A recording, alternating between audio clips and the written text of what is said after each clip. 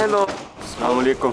शिमाल मगरबी बोस्निया के कस्बे बिहे के आसपास मतरूका इमारतों में बुनियादी सहूलतों से महरूम इमारतों में पनाह लिए और शदीद सर्दी से कांपते ये सैकड़ों मुहाजिरीन उम्मीद लिए बैठे हैं कि किसी रोज वो बॉर्डर पार करके वस्ती और जनूब मशरकी यूरोप के मुल्क क्रोएशिया पहुंच जाएंगे। बोस्निया सन 2018 से एशिया, मशरक वस्ता और अफ्रीका से अमीर यूरोपीय ममालिक तक पहुँचने के ख्वाहिशमंद अफराद की गुजरगाह का हिस्सा बना हुआ है। यूरोपीय यूनियन की सरहदें अबूर करने में बढ़ जाने वाली मुश्किल और पसमानदा बोस्निया की नस्ली बुनियादों पर मुनक़सिम हुकूमत के लिए इन मुहाजिरीन से निमटने में नाकामी के नतीजे में ये मुहाजिरीन यहाँ बेयारो मददगार रहने पर मजबूर हैं। 16 साला अफगान शहरी अली गुज़श्ता 6 माह से एक बस में सो रहे हैं। मेरी हालत बहुत खराब है। हमारी देखभाल करने वाला कोई नहीं। यहाँ के हालात महफूज नहीं। जिन्हें हमारी मदद करनी चाहिए वो हमारी चीजों को कैंप या दूसरी जगहों पर बेच रहे हैं। हमारे पास कुछ नहीं बचा। खुदारा हमारी मदद करें। बोस्निया में तकरीबन 8,000 मुहाजिरीन मौजूद हैं।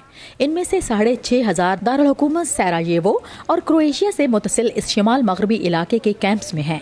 इन कैंपों को चलाने वाली तंजीम इंटरनेशनल ऑर्गेनाइजेशन फॉर माइग्रेशन के मुताबिक उनकी मोबाइल टीम में 1990 की दहाई की बोस्नियाई जंग के बाद खाली या तबाह होने वाली इमारतों में पनाह लिए 1,000 तारकीन वतन की मदद कर रही हैं।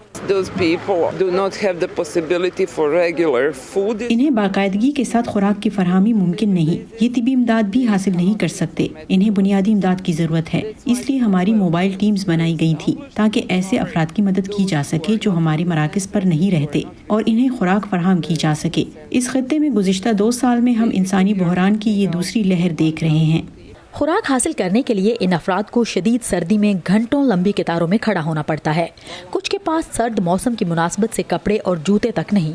पानी की किल्लत है जिसे कैंप से दूर जाकर बोतलों में भरना पड़ता है। नहाने के लिए गर्म पानी मौजूद नहीं।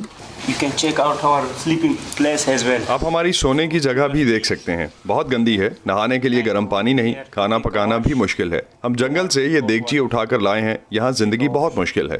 यूरोपीय यूनियन और ह्यूमन राइट्स वॉच समेत कई तंजीमें बोस्निया के हुक्काम पर जोर देती आई हैं कि इन अफराद के लिए बेहतर और मुस्तकिल नौइयत की रिहाइश का इंतजाम किया जाए।